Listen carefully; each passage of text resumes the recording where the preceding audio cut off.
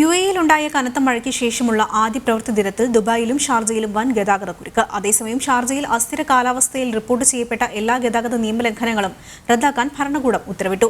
മഴക്കെടുതി പരിഹരിക്കാനുള്ള ശ്രമങ്ങളും ഊർജിതമാണ്.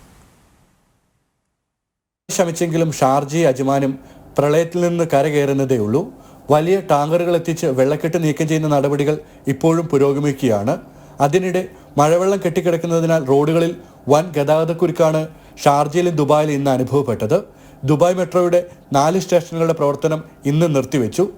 കഴിഞ്ഞ ആഴ്ചയിലെ അതിശക്തമായ മഴയും അസ്ഥിര കാലാവസ്ഥയും പരിഗണിച്ച് ഷാർജയിൽ റിപ്പോർട്ട് ചെയ്യപ്പെട്ട എല്ലാ ഗതാഗത നിയമലംഘനങ്ങളും റദ്ദാക്കാൻ Sharjah police commander in chief major general Saif Zari Al Shamsi ഉത്തരവിട്ടു.